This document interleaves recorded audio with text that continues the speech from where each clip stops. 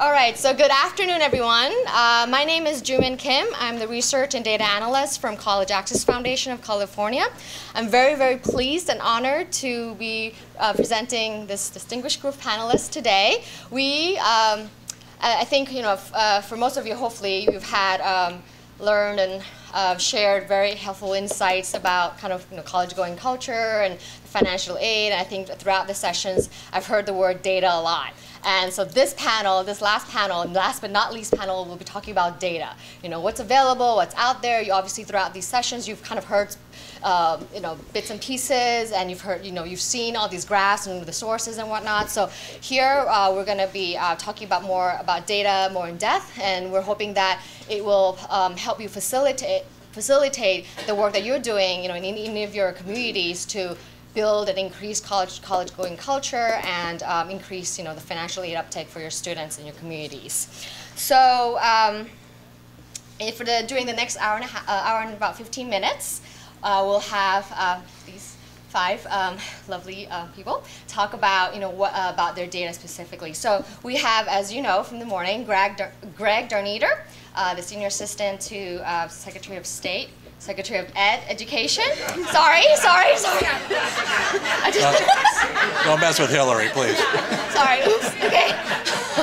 So he'll talk more about... She's voluntarily leaving at the end of this. Sorry, apologize. Okay, so he'll talk more about FAFSA and kind of what's available and kind of all the goods to come.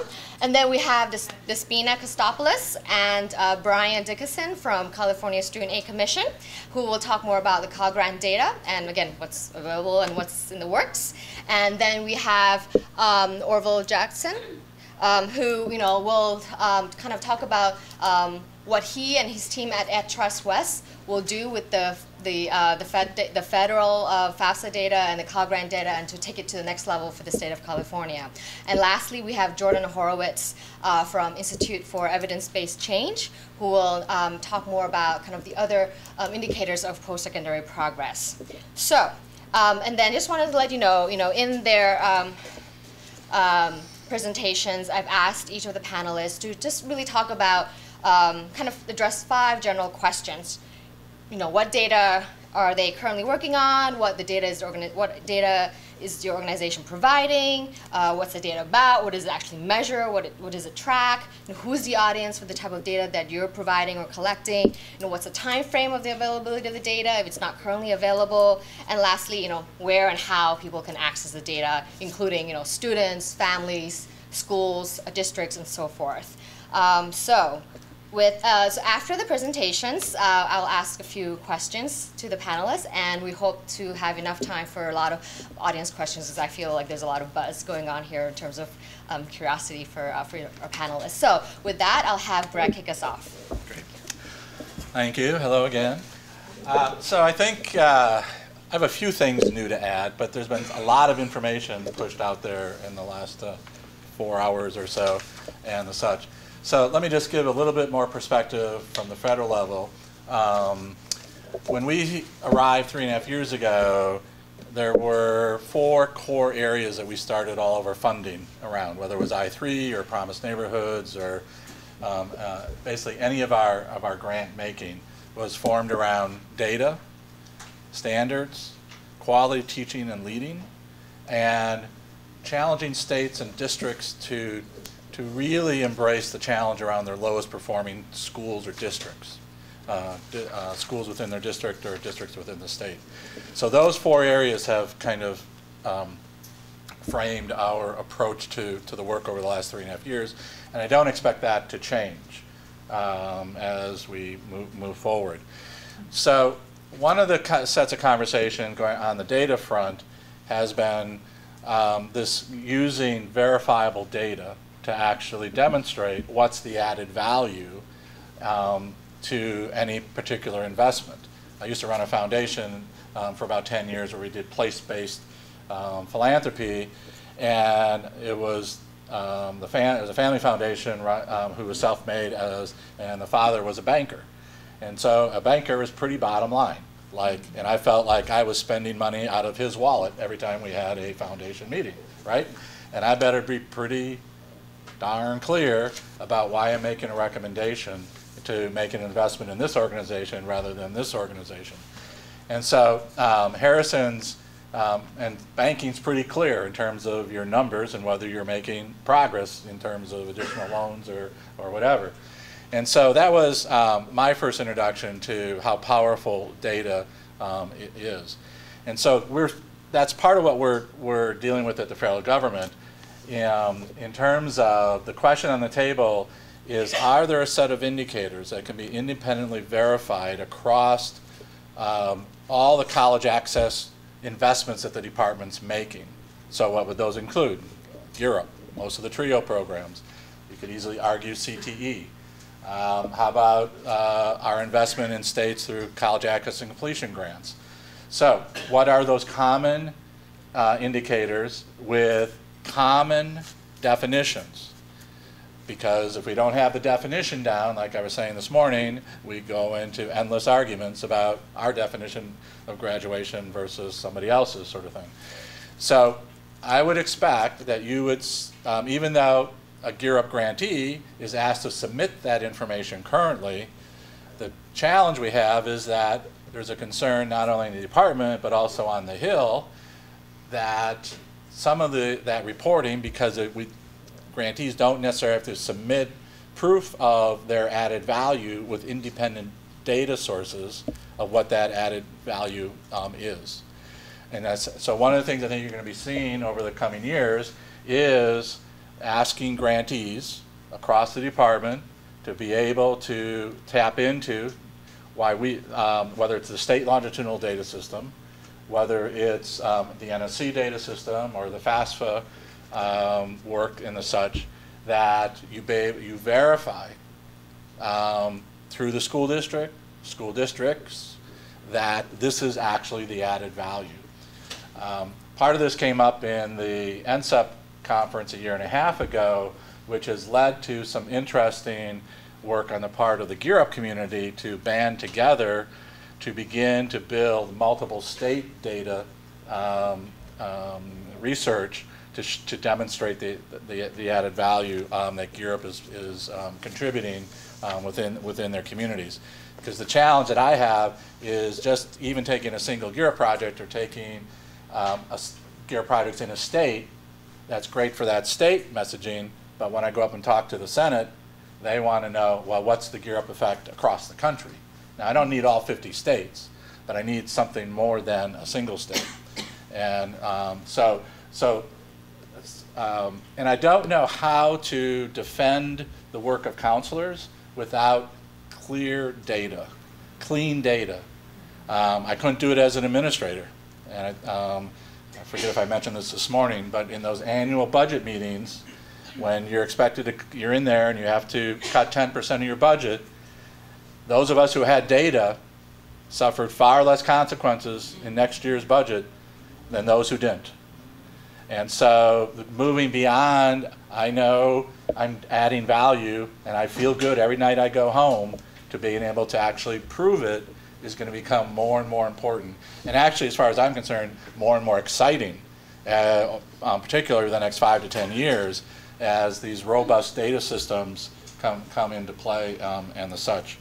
So the other thing about, so on FAFSA, where we want to get to, not promising how quickly we can get there, is can we build a system for 25,000 school districts in the country that gives the same level of detail that Aaron has in Riverside and Gloria has in Fresno, and that only 110 districts have. The only way to do that is to use technology to our advantage. And so this is a process within the federal government. You have to build buy-in from multiple leaders across multiple departments who see it in their own interest that this is a powerful, powerful tool that will unleash the excitement that we just heard and the possibilities of building not just systems within districts, but also within communities. And so one of the things I'm seeing too, going back to this collective impact piece of the work conversation, is the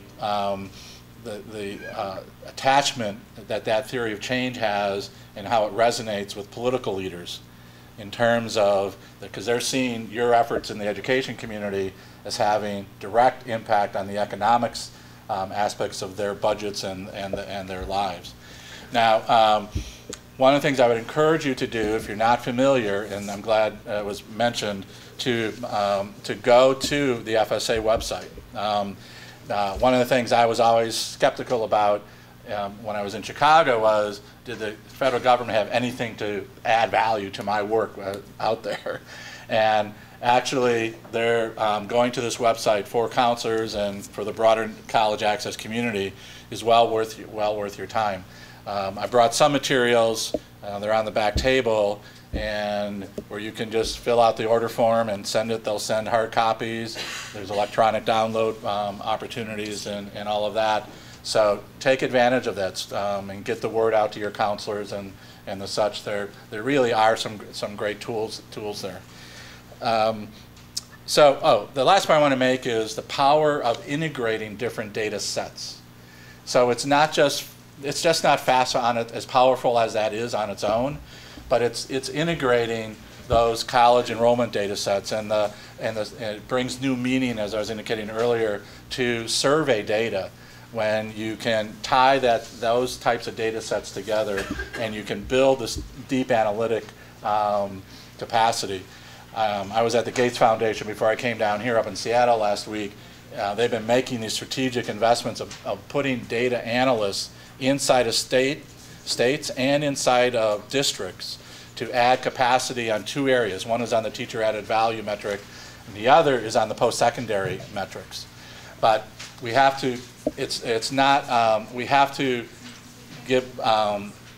build the capacity within these districts to build their own ability to churn this data in proactive ways and push it back to their staffs and to their communities.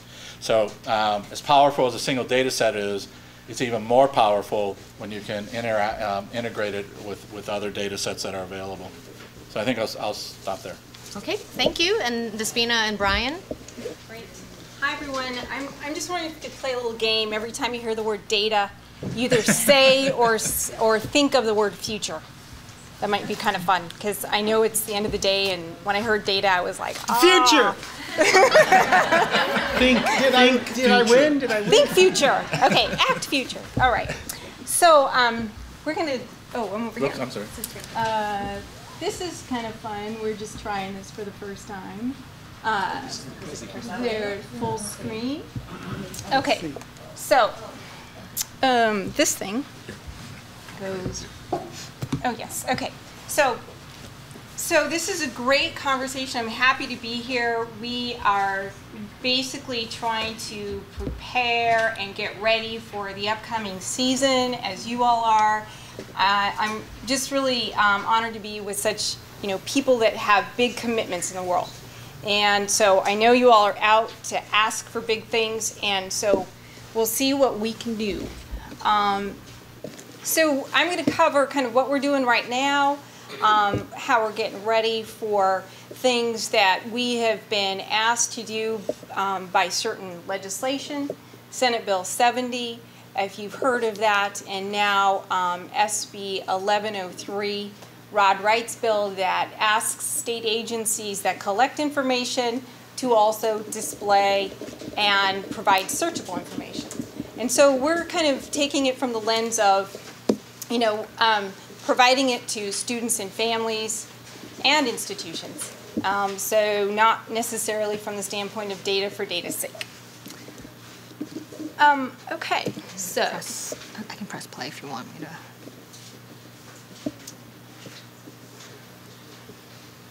So Cal Grant champions, how many districts do we have represented here today?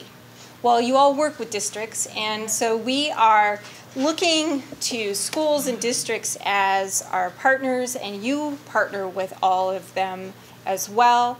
And we're setting up the context of champions. The left button. Thank you. Okay.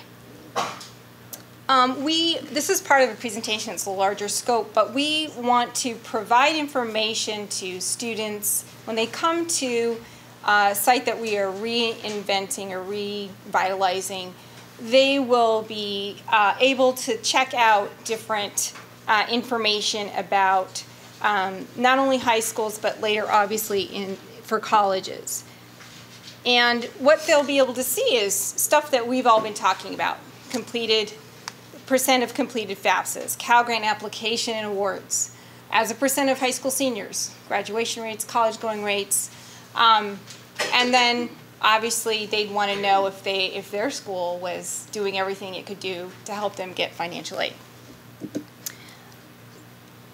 We are also, this is more of kind of this audience, looking at creating the success dashboard, which will provide institutions and schools with aggregated information. And Brian is going to speak to you a little bit about our web grants processing platform that you may or may not know about, that allows schools right now, districts right now, to be able to see not only Cal Grant application processes in progress, but also FAFSA completion. So Greg, I want to thank you for one of the pivotal things that happened out of these last 3 years is putting the high school onto the FAFSA, which makes actually any of this even possible. So thank you for that. Can you talk more about how high schools can access that data? Or Brian will. Brian will talk. Yes, definitely. So basically, this is the aggregated views that we're working to kind of adjust, actually build up the system right now, the grant delivery system, to be able to provide. So in terms of the Cal Grant Champions, you might be asking, what's that about? Well, so improvement in terms of completion of the FAFSA or applications as a percent of their high school seniors would be a great place to start. Some of the project impacts of creating this and providing this is that students will know when they're on the trusted site. We all know that there's a lot of information out there, and we want students to know that we're not marketing to them. It's centralized. There's a lot of data. The California Student Aid Commission receives every FAFSA for every Californian, and any FAFSA that is submitted for a student that wants to attend a California school. So we have access to a lot of information that we would like to make available. We also want it, the driving factor here is going to be that it's digestible, it's consumable, so that you don't, I brought something that we did a while back, and I'm making fun of it. It was a big step at the time. But this was something that we made available to schools on our website. And, you know, basically people thanked us, at least in our outreach community, because they could take it into their school district and say, look at how many GPAs, you guys, we have this many seniors, but only this many GPAs came up to the commission. Why is that? You know, what's going on that not all GPAs would come up? Or how they were coming up to the commission. Were they coming up on paper, or were they coming up to us via, you know, electronic submission? So we're done with this kind of view, and we're kind of coming into what would be helpful to students and to institutions. SB 70 data, we can talk a little bit more about. If you don't know what that is basically the quality indicators for how our students are doing after high school and in their educational path. So institutional information like enrollments, persistence, graduation rates, loan default cohorts, and the median default. And I also really want to thank the work that went into the Consumer Protection Bureau's efforts on the shopping sheet, and Cal College's, you know, conversational pieces about cost minus the free aid equals the net cost. because that's the conversation we want to also provide right here on this site. Let's see. So we obviously, and all of us in the room would know that this more information for the student, for everyone that's supporting students, would be helpful in completion. We will have online engagement with students, whether it's the support, the social support, to declare that, oh, I looked at these campuses, that's on their news feed, and making that declaration could keep them going in the process. But online opportunities, when we have such a large scale program, to have the site provide some more touch in this environment where there aren't as many individuals in the schools and in the campuses to help.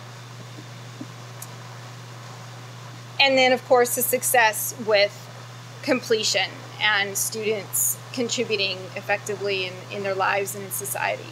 So that's kind of an overview of what we're up to with our kind of revitalization of our sites. You all may work with the processing platform, which is called Web Grants. And what I'd like to introduce Brian Dickinson, and it's really a treat for us to be out of the office. We basically are producing what you all are going to see coming up, and there's not a lot of levels of people just supervising. Brian is a key architect of the DREAM Act aid application, any of the enhancements that are going to be happening around these tools. So we're happy to have him joining me today. And so we're going to trade places, and he's going to continue. Yeah, I'll do it.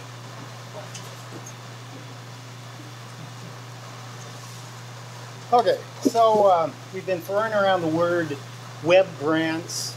This is just a school portal into the Cal Grant database. Okay. Cal Grants are a combination of FAFSAs and grade point averages.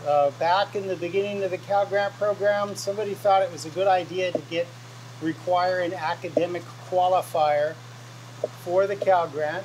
It had morphed from the California State Scholarship, and that was an academically based scholarship. So even today, there's this GPA component. Now, the FAFSA, the responsibility to fill out that FAFSA, despite everybody's best effort, boils down to the student doing something. Hopefully going to a session where someone can help them fill it out, or go to a Cash for College workshop and get that part of the process completed. The grade point average, however, is something that the student's already done their part. They've earned a GPA, and it's residing somewhere in a database that can be uploaded to our system. So we have started making greater efforts to connect not just with individual high schools, that we've had that functionality for many years, but the actual districts. Let me give you a success story on GPAs. In 2010, the LA Unified contacted us and basically said, we're wasting our time chasing down students to get their social security numbers so we can submit a GPA to your system. We were really dumb at that time, and we said, well, we need an SSN to match with the FAFSA. And they said, well, couldn't you match on something else? And so the idea was spawned that we could use other data elements that resided on the district system to match with the FAFSA data. So naturally, the student's full name and date of birth. Just those few bits of data there gets us about 98% matches with students. But there are students who complete the FAFSA with data that doesn't always match what the district has. So we went further and added the ability to match on students' email address, students' mailing address, their gender. Well, it cuts out 50% right there. So the point is that we have created a non-social security number GPA submission system. In LA Unify, the first year that they used it, they were looking at us saying, this is going to work, isn't it? They didn't tell any of their counselors that they were doing it. Okay, that was the high confidence level they had with the government. But it worked absolutely fabulously. They had been submitting paper to the Student Aid Commission, 19,000 GPA forms, which the counselors had to get the social for and have the student send it in and all that. And then our people had to sit there and key until their wrists were sore. The very first year that they used a non-SSN match for every senior in the district, 136 schools, they jumped to 36,000 GPA submissions. The result was an additional 2,000 students receiving Cal Grant offers, over $2 million in money pushed out there for students in just the LA Unified. So it worked in the biggest public school district in the state of California, and it's now working in several other districts as well. You got them there? Yes. There they are. Ta-da! Okay, so this year, 12-13, we collected 77,000 GPAs just using that non-SSN matching, okay? And just to be clear, counselors don't have to do anything. They say, hey, district, hey, you got that GPA upload yet? Oh, yeah. Or, yeah, we got it. And it took place. So the second year for LA Unified, 12-13, those counselors were going around doing other things besides chasing after GPA forms, helping more with completing FAFSAs and students and counseling of all things. We just got a contact from the San Francisco Unified. And I'll highlight this because they were really concerned on legal issues. They're going, oh, can we send you everybody? Isn't there this FERPA law? We said, talk to Oakland, talk to LA Unified, see what their attorneys, their legal advice was. And they've now concluded, hey, we can do this too. So the point is that there's a way that we can get the students out of the equation for the GPA component, which is used for the Cal Grant program, which is $1 billion program and puts large sums of money out there, $12,000 at the UC for the Cal Grant A that students can access. And also for the students who might not be UC bound, it gives them a Pell Grant award, potentially, and a Cal Grant award that gives them additional funds and then is portable to take to other schools as they go through their education. So that's my bit about that. Web grants is the way that the schools upload this data, this GPA data to us with the high school on the FAFSA. We can now put reports out for campuses that tell you how many GPAs have been received for students attending your institution. But on that report, we have a field that says, have they completed the FAFSA yet?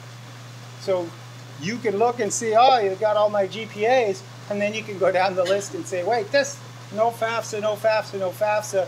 We also put a little field in there that says whether it's a complete FAFSA, meaning is the EFC on the FAFSA version that's been processed at the time. You had a question.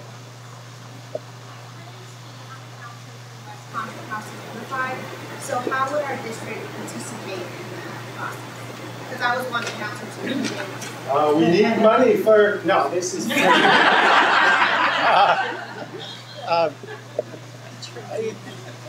who should they call? Adrian. Adrian! They should call Brian, and actually there are trainings that are set up in November specific to this type of district network? We'll give you a business card, and you can just call us, and we'll get you in touch with the guy that does it. Okay.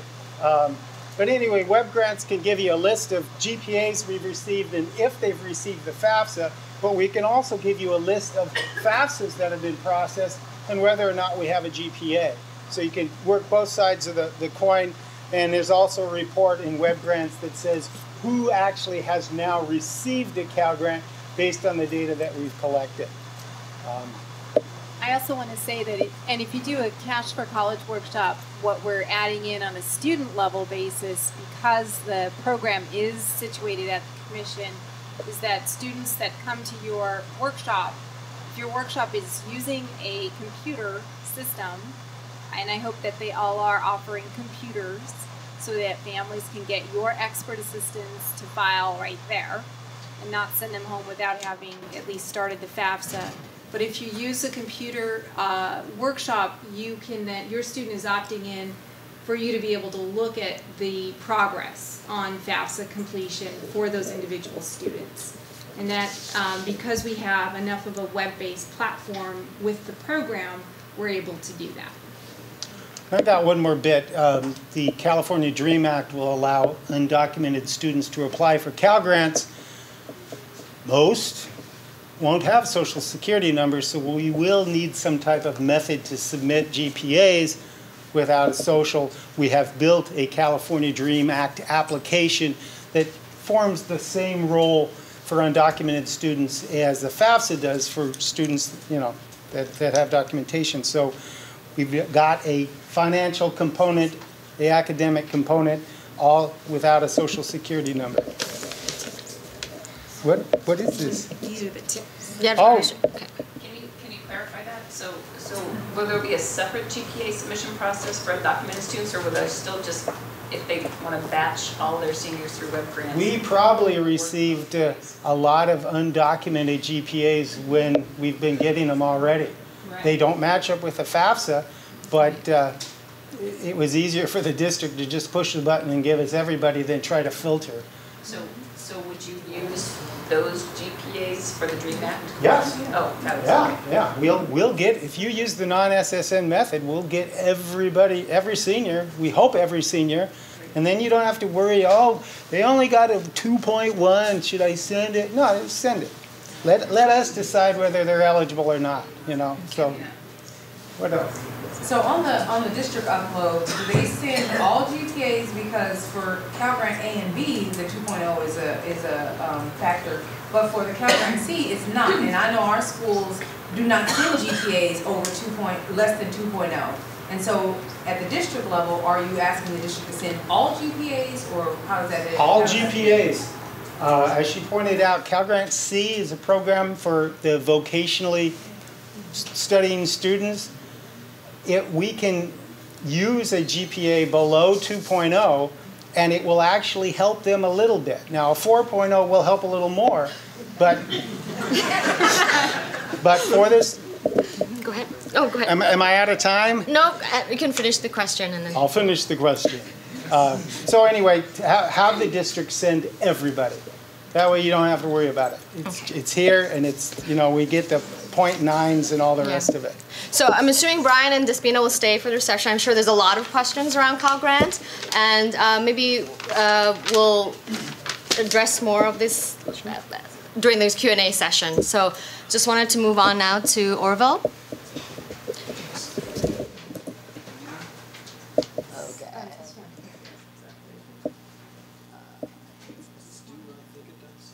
Yes, it does. Look at that. I have the power. Thanks. So I'm going to be talking a little bit about the work that we at EdTrust West are doing in partnership with the College Access Foundation and our friends at CSAC. So for those of you who don't know who we are, the Education Trust West is a nonprofit organization. We are a policy research and advocacy organization. We're focused on high academic achievement of all students at all levels, pre-K through college. The way that we do that is through three methods. We crunch numbers, so we're a data-driven advocacy organization. We don't just make up what we think should be good policy, and then tell it on the mountain. We actually look at the numbers, we crunch the data, we do research, and we try to figure out what's going on. We look for patterns. We expose the opportunity and achievement gaps that are separating low-income students and students of color from other youth. And we also identify what's going right, where folks are doing great work, and then we try to tell that on the mountain and promote that type of thing throughout the state. So we have 3 arms of our organization, if you will: the policy and research, which is the data geeks, that's me. And then we have equity initiatives. These are what we call our practice group, and these are folks who work directly with districts and schools to improve their practices and increase equity across the board. So we do a lot of partnership with schools and districts around increasing college readiness, A to G initiatives and things like that. And these are also the folks that go around, and when we find good things going on in the data, they go out and kick the tires and see if what's going on and you know, if it's actually supported by the practice. And then we also have an external relations arm. These are folks who are working in Sacramento with policymakers and also out in the community with community-based organizations to drum up interest and press for good policy for our students. So that's a little bit about who we are and how we do what we do. So just a little bit of context. You know, I don't have to tell everyone here that California's got a leaky college and career pipeline. But as a researcher, looking into this issue of financial aid and access to financial aid, I wanted to do a little research and just figure out, you know, what this problem actually looked like. And I came across some actually very startling and disturbing information. This is data from an Institute for Higher Education Policy report looking at a national sample of students. They identified what they called non-college goers. These are kids who were actually qualified, quote unquote, to go to college. They had high GPAs, they had good grades, they were ready to go to college, they had expressed interest, and what they found was that 83% of those kids who were qualified but did not go on to college cited the availability of financial aid as the reason. And what I found most disturbing about this was that only 12% of those students had actually applied for financial aid. So they just took themselves out of the game before they were even signed up to play. So this for me was a strong motivation to really dive into this work. So I'm just honored for the opportunity to work with College Access and CSAC on making this information more publicly available. So what can we do about it? Well, we can use data. Data. Everybody's talking about data. But data's great because data can really light a fire under folks. And when you make it available, people start to ask questions and they start to push and they start to probe. So what we're hoping to do is work with CSAC and with the FAFSA information to really compile that along with information from CDE around your 12th grade enrollment and dump all of that into the CSAC web tool and make that publicly available. Now, I don't want to talk about specific features because I think a lot of times folks try to do too much with web tools and information reporting, and I think in a lot of cases simpler is better.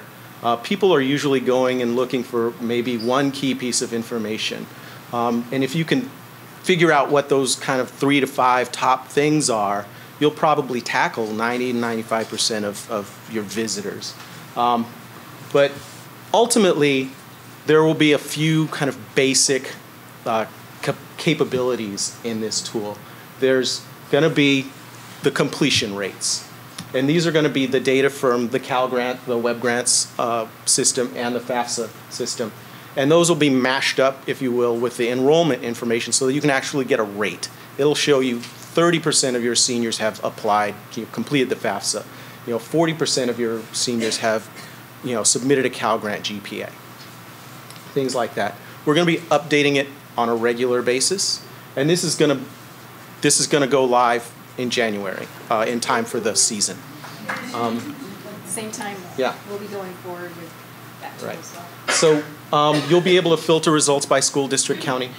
And there will be some links to additional information if you just, kind of a panic button, if you will. I need more information on this.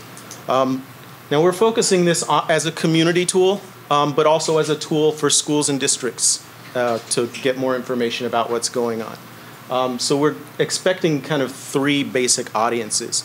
But what we're not going to do is just build something and assume that folks are going to like it. We're going to do a needs analysis first, and that's going to be going on over the next month or 2. So here's a couple of examples of what folks have done in other states. So this is from your old place, Illinois.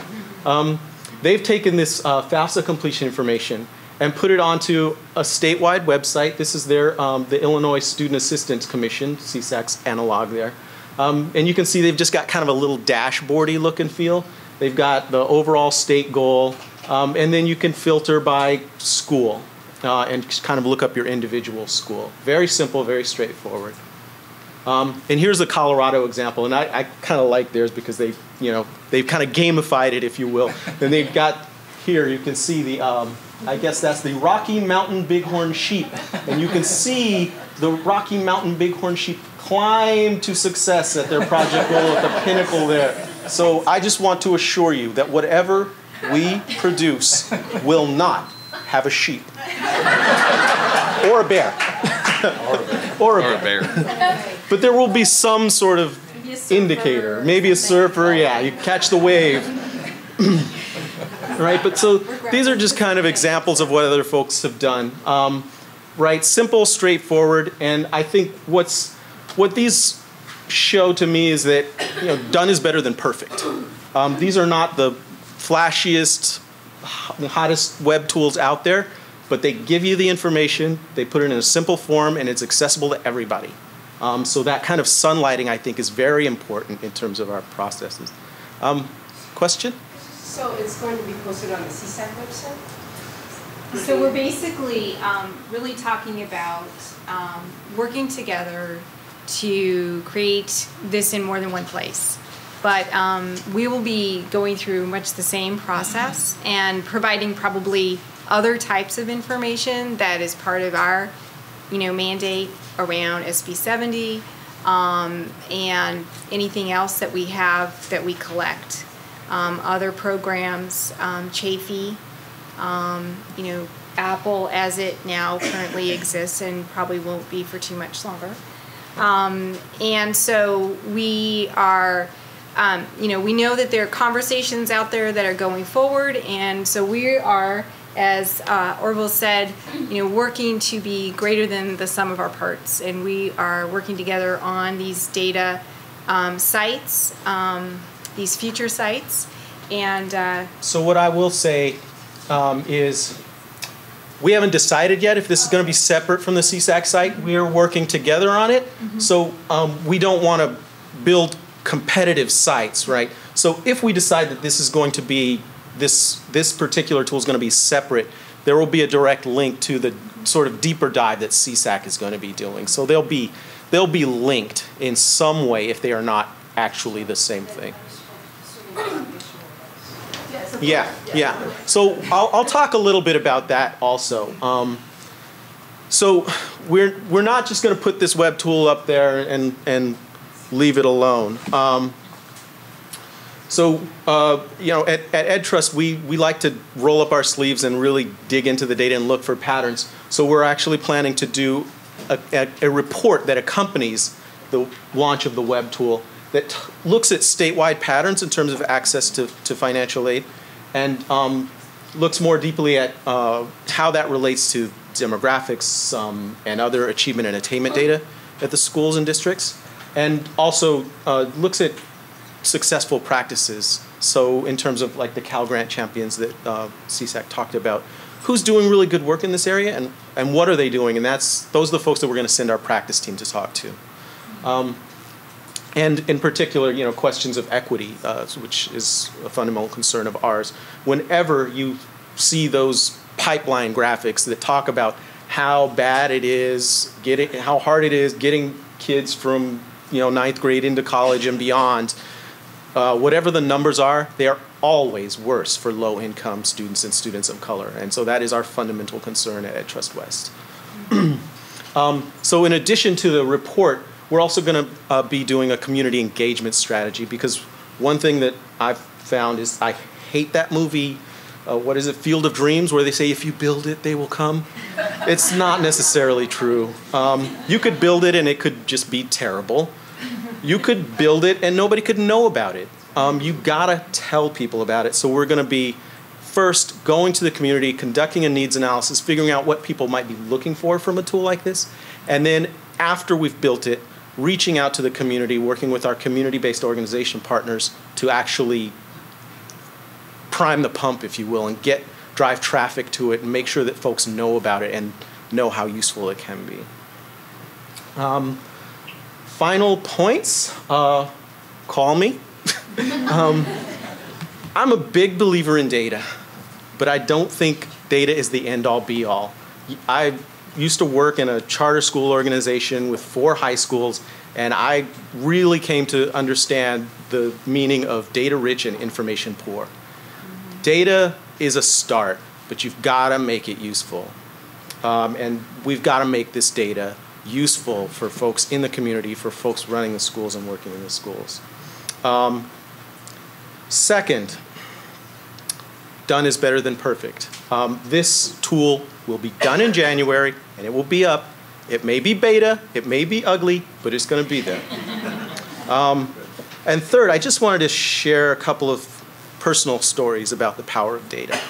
I grew up in Fresno, Gloria. And I was a motivated student for a while. I got to high school and things kind of, but I was still pretty good. I got an opportunity to go to college after my sophomore year. I got an opportunity. I got into Simon's Rock of Bard College back east. So I was all ready to go to college, filled out the application, got in, got the financial aid award letter. And my mom looked at it, single mom, we're raising 3 boys, and she said, we can't do this. Can't do it.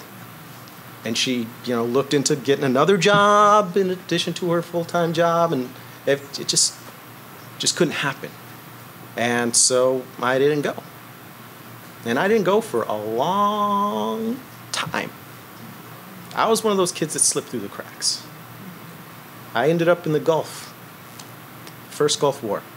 I eventually came back and went to community college here. And the reason I went to community college was because a friend called me and said, dude, you got to come back to California. Community college is $13 a unit. They are giving away education. And I came back and, PhD from Harvard later, here I am. But it worked. Right?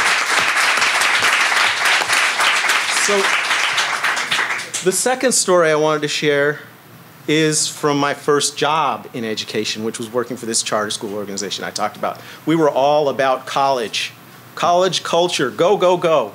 And we did a really good job we aligned our curriculum to A to G. We did everything we thought we should do. And we got our National Student Clearinghouse data. The first year we had graduates. What happened? 30%? Of our kids enrolled in post-secondary? What is going on? What is going on? And so we started asking questions. Why didn't you go? Why didn't kids go to college? We asked the counselors, we asked the parents, we asked the kids, we asked everybody. Primary reason they didn't go to college? They didn't get in because they didn't apply. So we changed that. We changed our policy. We said, you know what, you come to our school, you apply for college. You have to. It's not an option. The next year, we tripled that number. 90% of our kids got into a college. Just from that simple process of looking at the data, asking some deeper questions, and changing our policies. And that's my hope for this project.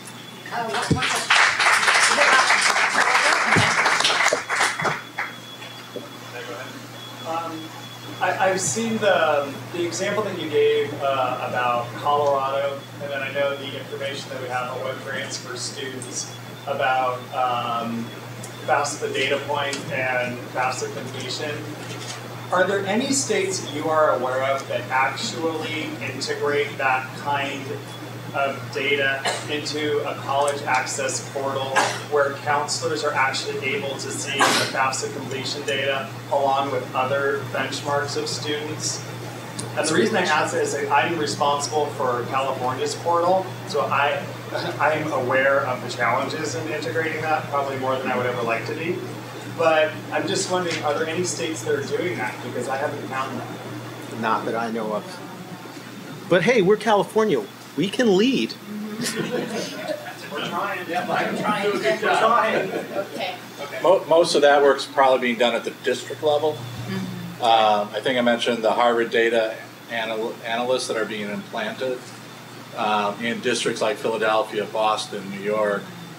This New York report, this Where Are They Now report, was produced by adding resources into the district to begin to build some of these templates. The Chicago stuff started in '04, but it started because of a connection with the University of Chicago that had a couple researchers who were really vested in helping the district create information systems that would lead to action, not just report out the information, as Orville's referring to here. Data is not enough. You have to have a commitment by leaders to act on it. So it's probably more at the district level at this point.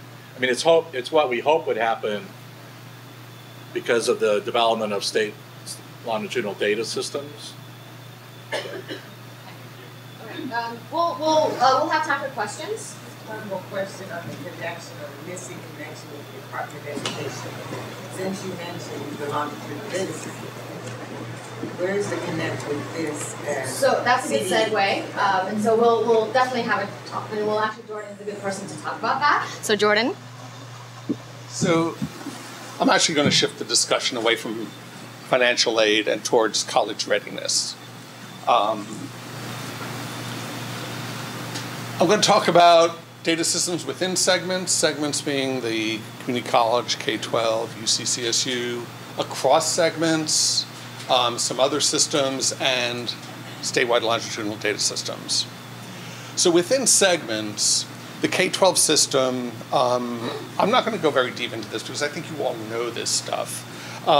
K-12, there's the DataQuest and EdData, which is on the CDE, California Department of Ed website. EdData, I think, is a lot more accessible. DataQuest can be a bit challenging sometimes to get into, to get what you want out of it. But, you know, if you call them, they will answer your questions. Maybe not when you call a week later or so, but they will get back to you. I mean, I don't want to joke about how, as all of you know, at the local level, at the state level, folks are as burdened as you are, you know, so, but they do get back to you, and I think they do a pretty good job of getting you what you want if you know the right question to ask. There's also, I want to touch on CalPads. I started out at West Ed, before it was even West Ed, in 1991, and the first thing I was asked to do was go up to Sacramento and see if I could sit on this committee. They're thinking of developing this K-12 data system. Well, here we are 20 years later, and it's being rolled out. We do have statewide student identifiers now. Up until just a few years ago, I know to appease the districts and maintain good relations, CDE was willing to give new student ID numbers if you couldn't get it from the old district for student transfer. You know, and finally they laid down the law and said, that's it. You know, this is not helping us develop a data system. And now we really have unique student identifiers. And they are accepting data now from districts. And it's going to be a very, very useful K-12 data system. That is not a statewide longitudinal data system. It is limited to K-12. The community college system has their data mart, which I think also can be challenging to get into, but you can to see what's going on in the community colleges at any community college district or college. The CSUs and UCs don't have really centralized data systems to the extent that the community college chancellor's office does. And each college or each community college district submits a huge body of student data to the community college chancellor's office, and they massage it and use it and make it accessible. The CSUs and UCs do that to a much lesser extent. They collect the data that they need to report out much more than using it in.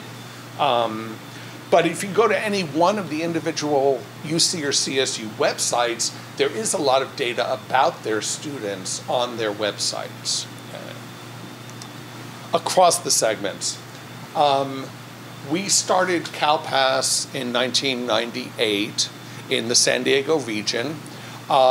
Because we are not an educational agency, we had to figure out a way to do this within the regs of FERPA, the Family Education Rights and Privacy Act. At that time, we did what the Student Commission is doing now. We came up with a way to take a series of student demographics, from them create a pseudo ID number that could not be linked back to the student, so that we could encrypt all the data and have a unique student identifier to link that student's own data from term to term, school to school, district to district, as they moved, or from high school to college and university. So we have this pseudo ID number. All the data are encrypted, though.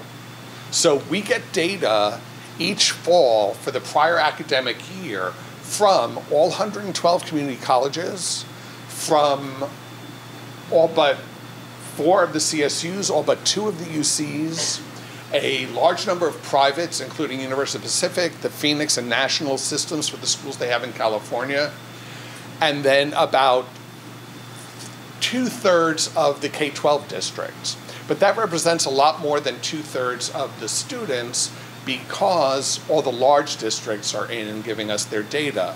So LA Unified, San Francisco, Oakland, Sacramento, San Jose, Fresno, San Diego, they're all in Long Beach. And we link the data. This is not about finding Maria Lopez in the system and doing individual planning or finding out what happened to Maria Lopez. This is about going in and saying, okay, for our Latina graduates from 2009, they've all been linked already. You can go into the system and find out, get a report of, for my Latina graduates from 2009, where are they now? What was the first math course they were placed into when they got to college? Did they get out of remediation to take college level courses? How many of them went on to transfer from a 2-year to a 4-year? And the same thing for the 4-year universities. The system has over 480 million records representing 80 million students in California, going back 12 years in many cases. So we have this data system, but we are all about getting data used. Data purely for reporting purposes is not going to help you on the ground. So we have a number of web-based tools that allow you to go in and get the data out for your own improvement at your district. And these tools are all question-driven. So you can click on the question, what was the highest math course completed by my students, cross-tabulated with the first math course they got placed into when they got to college? And you're going to be horrified, I will tell you. Actually, we did this in Texas on a project, and these math teachers looked at this cross-tabulation for their district. I said, I know this can be discouraging, and that was what one of the math teachers said. This isn't discouraging, this is horrifying. Because you are going to find that half of your students are being placed into a same course they completed with a C or better at your school, or lower when they get to college. This is about aligning high school exit expectations with college entrance expectations. High school exit expectations aligned to state standards do not necessarily translate into alignment with college entrance expectations. We are about facilitating that discussion, bringing math faculty from the local college and your high schools together to look at this kind of information. Bring your curricula, bring your assessments, engage in the discussion, math teacher to math teacher, to say, here's what's not happening. First of all, the post-secondary folks cannot get their heads around scope and sequence. The idea that a high school teacher is told week to week what they're supposed to teach, I mean, just changes the whole conversation in the room when the post-secondary faculty come to this realization. Using data improves the data, and that was touched on earlier in a couple of the other earlier sessions too. The more you look at the data, the more you want to improve the data you're getting. You know, we had one of your North State districts send us their data. I mean, you know what Northern California looks like. Every student in that district is not African American. And it was a coding error in their data set. You know, and this data set's being used all over the place. But, you know, here's this small Northern California district that's 100% African American. Obviously, there's an error there someplace. So data use improves data. So we believe in using the data, getting it back to the folks who are putting it in, and facilitating that use, getting that conversation going.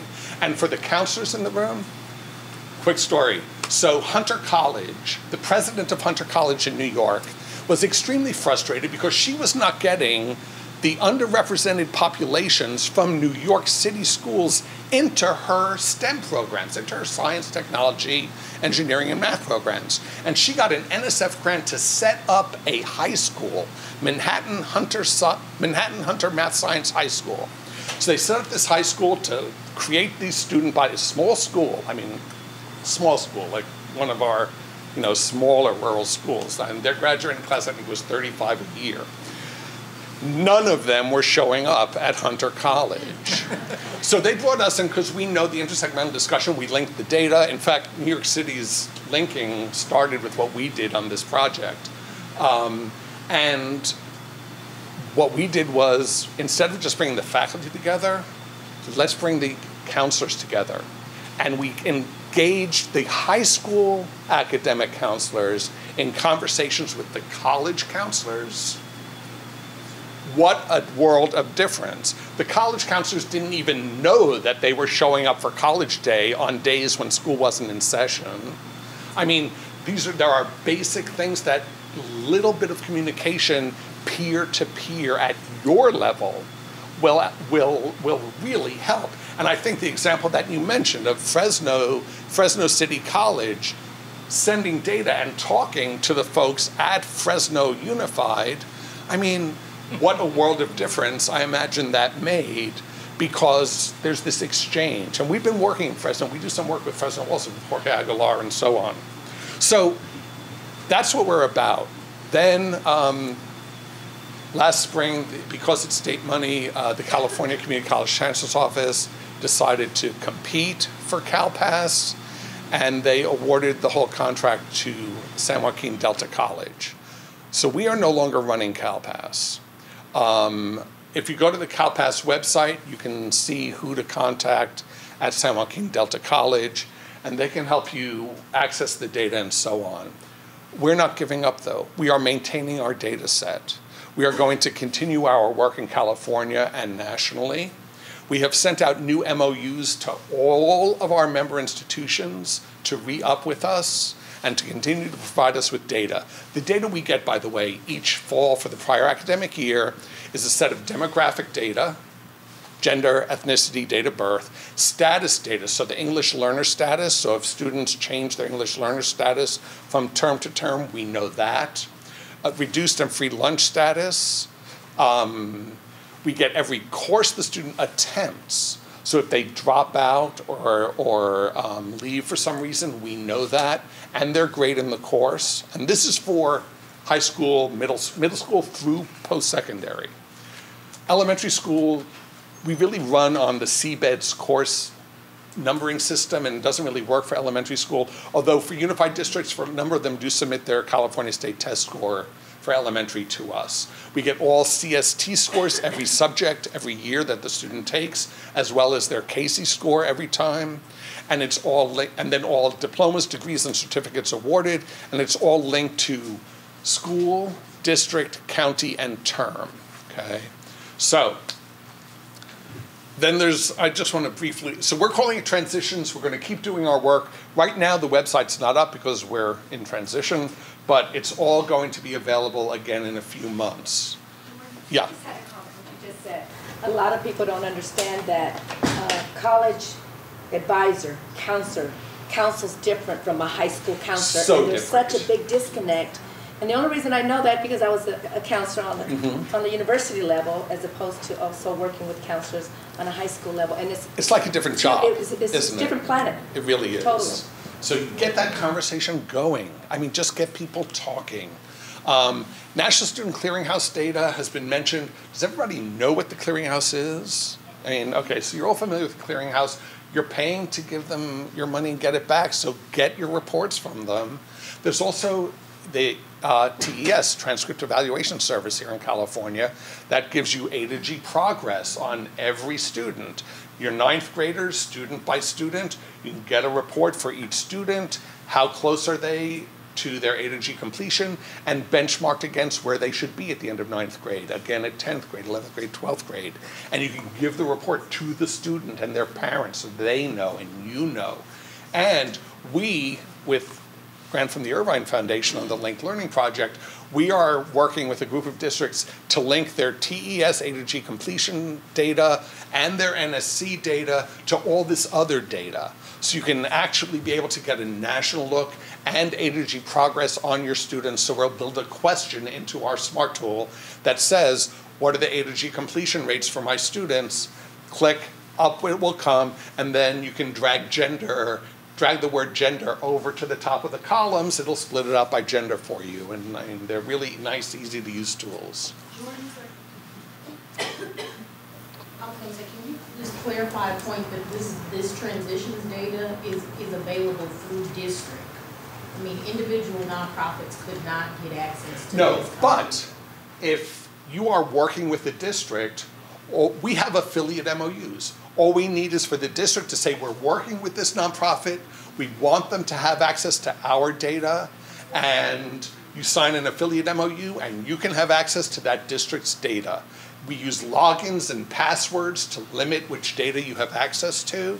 And I mean, we did this with LA Unified with Project Grad LA. I mean, Ford's sitting right here, because with the Gilbert Foundation funding, they're funding these projects that are supposed to improve things for the students in LA Unified. So LA Unified and the Gilbert Foundation came to us. They said, we want to know the impact of the programs we're funding in LA Unified. LA Unified set up so that Project Grad LA, Young Black Scholars, a number of the projects funded by the Gilbert Foundation could get data about their students in LA Unified. Now, you can't go in and say, okay, what happened to Adam Smith, but you can say, what happened to the students who Project Grad LA? Because we have a way also using a encrypted web-based thing for you to flag students. So you could go in and say, these are the students that Project Grad LA is serving, or these are the students who are, in certain career pathways, and these are the pathways they're in. We have AVID is already designated in there, your AVID students. We also get some financial aid information, Pell Grants and BOG waivers, Board of Governor waivers. So I just want to get to this issue of how do we know our students are college ready and career ready. So we've been working with education sector.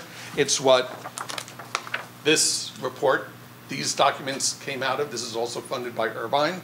It is a feedback report to schools and districts that tells you, this one is for your 2009 graduates, this is a fake high school, how many of them went on to college. Of those, how many were in remedial math? How many were in remedial English? Of those, how many got out of remediation?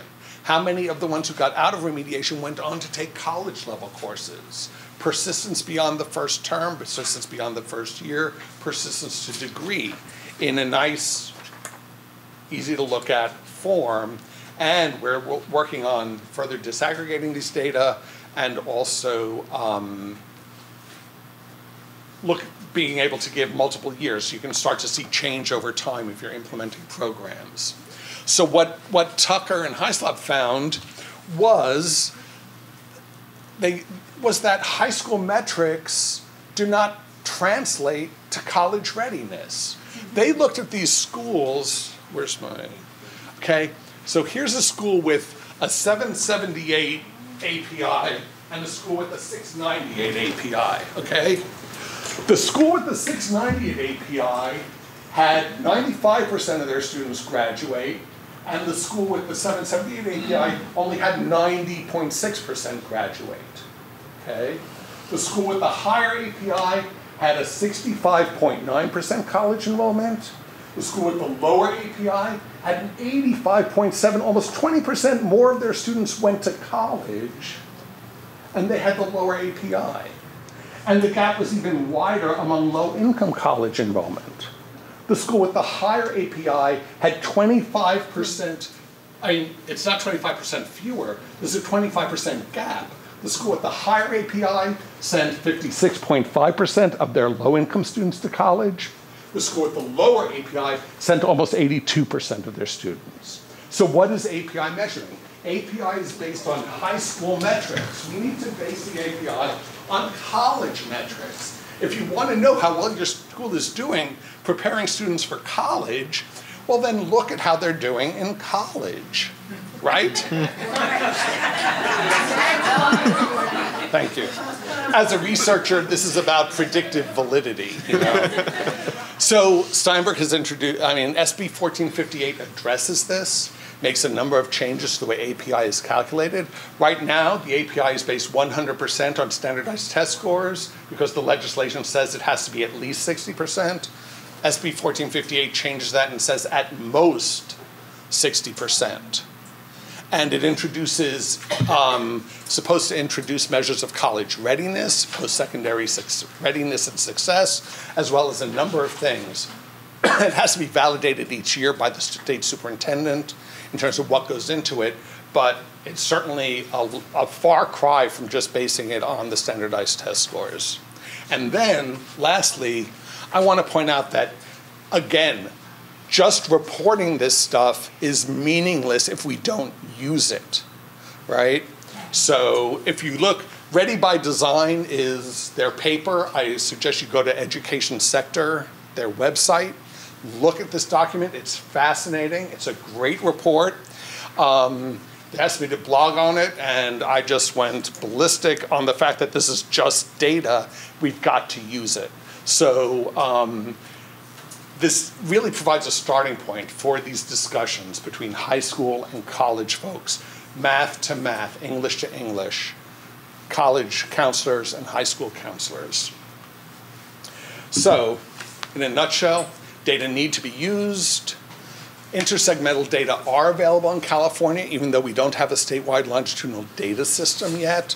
There are some regs that the Fed set up, in my opinion, perfectly reasonable, that if you want SLDS funding, you've got to do certain things, and California has not come through with those things just yet. We are on our way. I don't want to, it's not the end of the discussion or the end of the race, you know, so, Jackie. So, Jordan, you mentioned the importance, and I couldn't agree with you more, about having the college counselors sitting with the high school counselors. But I would also go back to the high school counselors sitting with the middle school counselors, because there is no alignment. And exactly what you talked about the high school graduation, the high school, the students that are first-time freshmen or whatever, how they're repeating the same math courses. The same thing is happening in the middle school, and when they get into ninth grade, they're repeating the same courses that they actually got A's in middle school. We did a middle school to high school transition report looking statewide, and the rates of course repetition in math was, again, quite discouraging.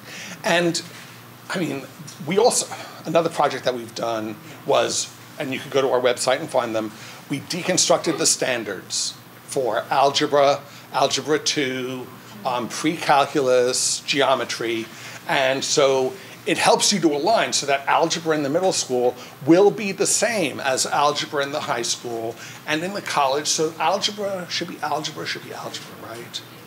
One of the challenges is often in our work with the middle schools with kids that do pass algebra in 8th grade or through a summer program we offer to increase their skills is the scheduling conflict. By the time they then, the scheduling for them coming in as a 9th grader at the high school, the scheduling's done in the spring before their final grades are ready to be looked at and put them in those classes. So there's a conflict because of the lack of dialogue between the middle school and the high schools. So they get placed in these classes in 9th grade for no reason other than schedule conflict. Oh, right. Scheduling conflict should not be driving placement, right? There are a couple of things, and one is, he's absolutely right. We do place kids, when we go to the middle schools to get them enrolled, we do look at their second trimester grades, and then oftentimes they tank in June. But I want you to know that we spend hours in August going through those kids and looking at their grades and replacing them in the appropriate class based on their final trimester grade. And another issue is she's absolutely right when she says that the counselors from middle school and high school need to talk about placement because kids do place, we duplicate placement in the high school level, but you got to know it's not because we see that kid and we just want to place them in the same class. You have to understand that we're also having discussions as counselors with the math department and the history department and the language department. And when you got kids who are taking AP Spanish in middle school and they're failing the AP exam, they might get an A in the class, fail the exam, I might put them again in the AP language class, and that teacher will determine these 10 kids took it, got an A in middle school, they don't have the skills to succeed in my class. Exactly. So those discussions are going on. Yes, and that's where the faculty-to-faculty discussion has to occur. Because, for example, what we hear from the high school math teachers is these students come to us not knowing the language of mathematics. They're told when you divide, you put this on the roof, okay? Like you put it on the roof. Said they come to us, they have no idea what it means, divisor, dividend, and so on. They said, how can we put them into a class when they don't know the language of mathematics? And then the middle school teachers, the light bulb comes on. Gee, we can't cater to that. We have to use the language of mathematics for them to succeed at the next level. And so it's the discussion at so many levels has to start occurring, and we're really big on facilitating that discussion. But for college readiness, this is about high school folks talking to your college folks. It's true. The middle school, high school transition is a problem, but I mean, I'm here to focus on, college readiness. College going culture, drives me crazy. Every single teacher in high school had to go to college. Why isn't every teacher talking about their college experience, I mean, I started out as a therapist, so Thank you, Jordan. So I mean, just as with Colorado, course alignment and curriculum alignment is an issue, throughout K-12 post-secondary. So I just want to thank the panelists again, and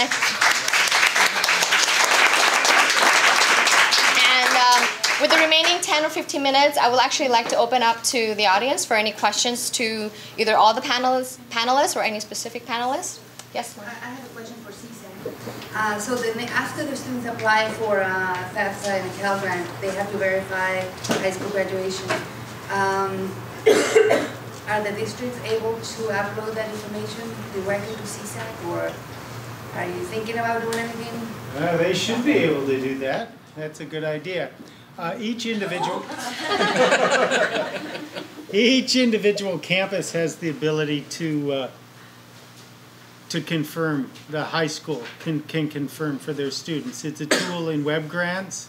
So go into web grants and look for the high school graduation confirmation. So those can be confirmed by institutions as well. Higher education institutions can also confirm. So through the admissions process, they often confirm for their seniors. Not yet. The district, no, not at this time. Is that something that can be done in the future? Can we work together to figure it out? Of course. We communicate with it. I mean, well, the thing too is that students, one thing that we do have on this list of things that districts can help schools understand is having their students create a web grants for students account. High school verification is like a yes/no answer.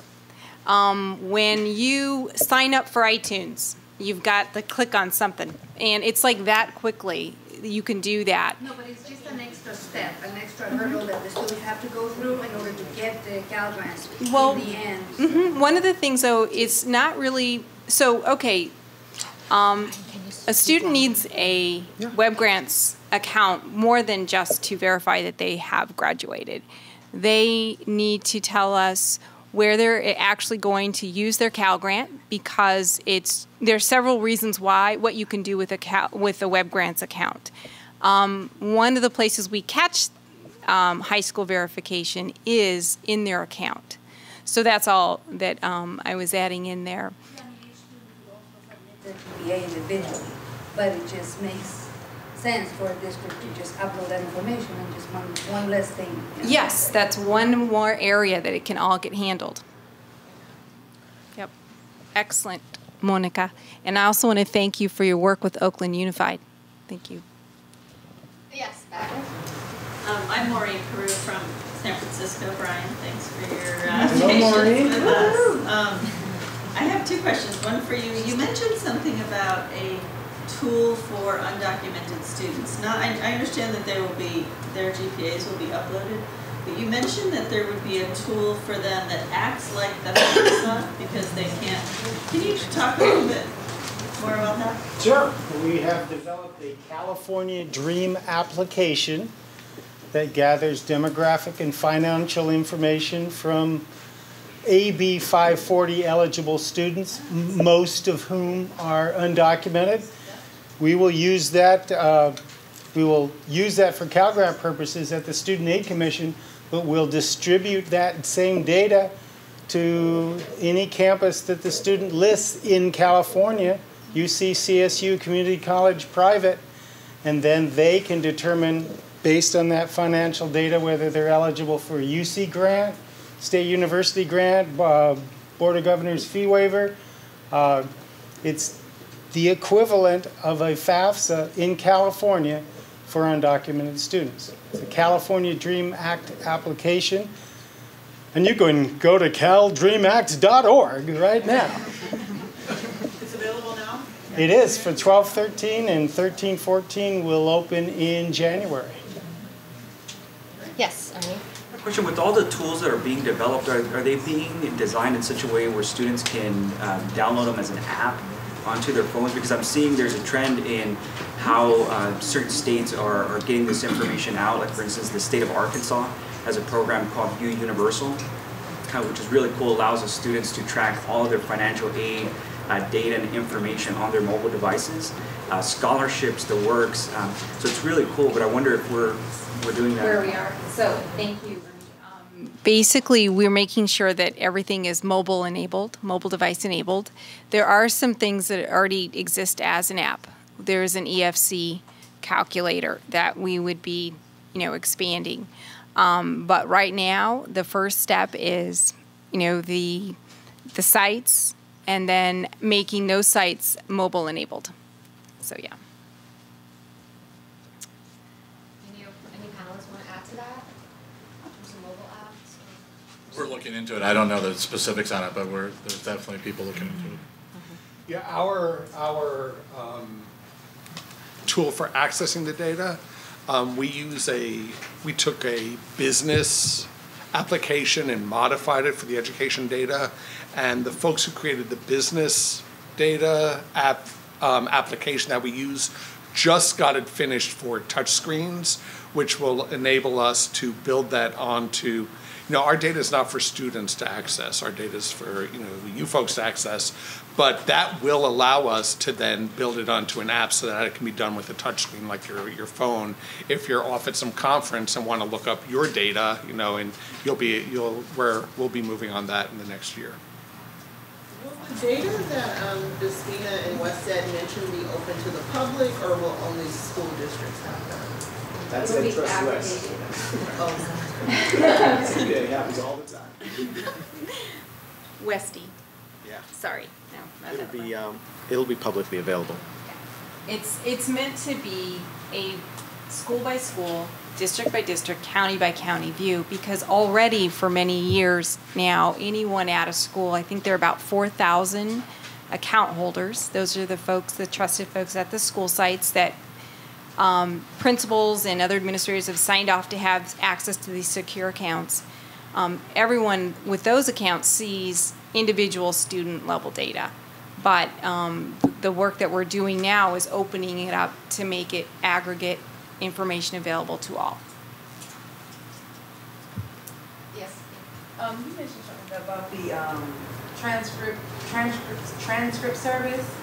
Is that available? We've only been using it now through a partnership with UCR, so we haven't done it as a community-based organization, but our students have had the advantage of it. Is it only available through institutions like the universal institutions, or are CBOs or families able to access? I believe because it contains directory information under FERPA, it cannot be given to a nonprofit. So it has to go to the school or district where the student is. So you could not, as a community-based organization, access. In fact, you request it from TES, and it's done at the school level. So families can then request their school to have their counselor or something? you know, there's a cost involved in it right now. I know in discussions with the folks there, they are hoping that, I think they said, their goal is 2 years from now to have it subsidized well enough that they won't have to charge, and it's pretty steep, charge for it. But right now the schools pay to get the TE transcript evaluation service, right, to A to G completion for their students. Jumin is here with UCOP. Oh, right. Why am I answering these questions? So, schools are identified through partnership with one of the UC academic prep programs. If the school provides authorization for a community-based organization or academic prep program to access their data, they can do so through the MOU, but it will be through the school. We don't currently provide access directly to students and parents. It goes through the prep program, council, and administration. Thank you. Thanks, sir. Any other questions? Any last minute questions? Okay. Today was, I think, a marvelous day, and I said earlier to a couple people, if you haven't figured out the importance of reading the platforms of both political parties that want to elect a president and their view on education, this is verification for why you want to do it. Thank you. Thank you. So with that, I would like to thank you again to the panelists, and thank you all for participating.